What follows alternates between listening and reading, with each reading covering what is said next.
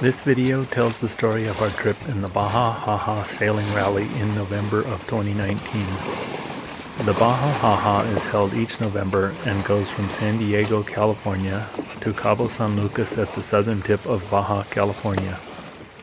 It covers about 800 miles and is done in 3 legs. About 150 boats signed up in 2019 and 120 started together on the first day. This was the Haha's 25th year. The first leg is 330 nautical miles and covers almost half the total distance. It takes about 3.5 days. Winds were relatively light this year on the first leg, giving us a chance to get our sea legs and get more familiar with Oliver's boat without any challenges. The boat was relatively new to Oliver, and my wife and I had only sailed with him once on it in the San Francisco Bay. My wife Andrea and I served as crew. The boat is a sloop-rigged Cal 36 with a removable inner forestay, dating from the 1970s but very well outfitted and maintained. It had a good set of sails in excellent condition, typical instruments including a nice chart plotter but no radar, a propane stove, refrigerator, and inflatable dinghy. His plans were to travel down to Mexico in the Haha and then join his fiancée down there for a couple weeks of cruising in the Sea of Cortez, followed by solo cruising in the Sea of Cortez and along the coast of Mexico. Prior to our departure from San Diego, we made use of cell service there to do screen captures of weather predictions for the next week on windy.com. We had the opportunity to repeat this with marginal cell service at the first stop in Bahia Tortugas, but then had to rely on weather information from other boats in the rally. It turned out that a very late tropical storm hit just after the rally, and with the weather predictions from others, we were able to finish the trip a day early and reach a sheltered marina in San Jose del Cabo before it hit. The rally starts with a parade out of the San Diego harbor, followed by a start signal as though it was a race. Unlike a race, however, I think about half the boats jumped the gun and got a head start. A few of the boats were racing, but only for bragging rights, and I don't think most cared very much. Though we started at the tail end of the pack, our asymmetrical spinnaker allowed us to pass many of the boats without downwind sails as we proceeded southward in light winds. It was quite interesting to see how quickly we lost sight of other boats. Even with over 100 boats out there all going to the same place, it only takes about half a day to lose sight of most of them, and to be all by yourself after one night. You can only see boats up to about 10 miles away, or at least their sails, as the curvature of the earth or waves would hide the boat itself. Okay, let's meet the crew. This is Oliver. I met him when I did a mast climbing job for him in Berkeley earlier in the year.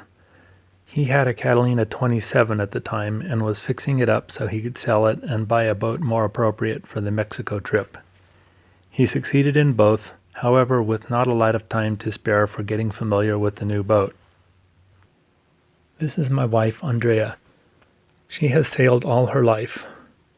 Her dad lived on a boat for nearly 30 years, and she sailed extensively in the San Francisco Bay with him as a child and teen, and with him from California to Hawaii and from Hawaii back to California on a separate trip.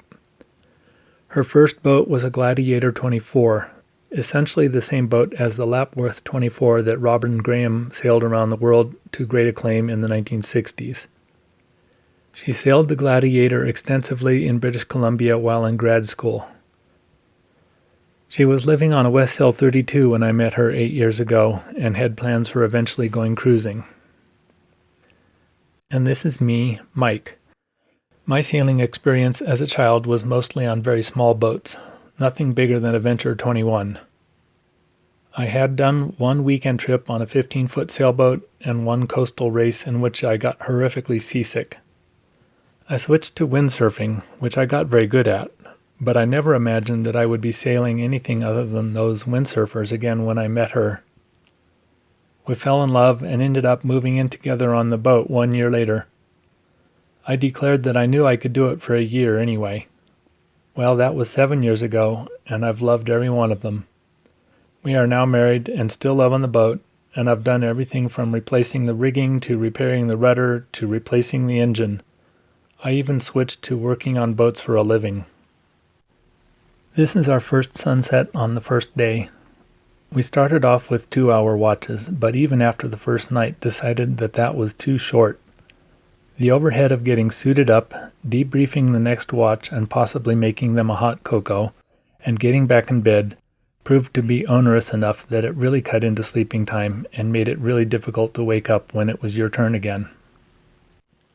We all agreed that 4-hour watches would be a little too long and came up with a 3-hour watch schedule. With 3 people, everyone could get 6 hours straight sleep every night, and only one person would have 2 watches at night, but with a timing that felt pretty normal, except for having to wake up a little before sunrise in the morning. During the day, watches were ad hoc, and that worked out great. The only thing I would add to that is that I think it's really an essential task of each crew member to make sure they get a nap during the day. I've seen the difference in doing that, and it's much safer and easier in the long run. One of the fun things about sailing in the waters south of San Diego is that the fishing is pretty good. We could catch a fish almost every day, and certainly more than we could eat. I kept 2 hand lines behind the boat any time that we didn't already have too much fish in the refrigerator. One had a cedar plug and the other a squid-type lure. Both did equally well and both caught the same tuna. I should say, too, that the clarity of the water and its deep blue color were really remarkable once you got several miles offshore. It seemed that this crystal clear water was a sign that you were in tuna habitat. The first leg ends at Bahia Tortugas, aka Turtle Bay. It's an immense anchorage with a perfect sandy bottom and probably could have held several hundred more boats even than the 100 or so that were actually there. It's also very well protected from the ocean. There's a small town and fuel is available, though at sort of a price gouging level. A fellow named Enrique is responsible for this price gouging and can be reached by radio or simply flagging him down as he motors about in his boat. Just remember, expensive fuel is better than none if you need it. There didn't seem to be much to do in the small town there. Most people spent their day in Bahia Tortugas either recovering from the 3-day passage or working on things that broke during the passage. For those without boat problems, there was the annual Cruisers versus Locals baseball game. For us, the wind instrument had failed, and we were unable to fix it despite a long boat yoga session and my best soldering efforts. The anchor windlass also had a problem, and though we got help from a pro on another boat, it was declared unfixable. But then I discovered that the 2 halves of a broken pin could be flipped end for end, and it worked perfectly again. Stay tuned for the next episode, which covers Leg 2, from Bahia Tortugas to Bahia Santa Maria. In this leg, the entire fleet was caught up in some kind of weather front. Most were referring to it as a squall, but it was really much more extensive than that and didn't come on with such distinct visual cues. A number of boats ran into trouble by flying their spinnakers too long. One of the boats suffered a brief engine fire, and another had their spinnaker swept under the boat, fouling both its prop and rudder. As for us, we had already taken our spinnaker down, and as the wind picked up, simply had to take a reef in the main.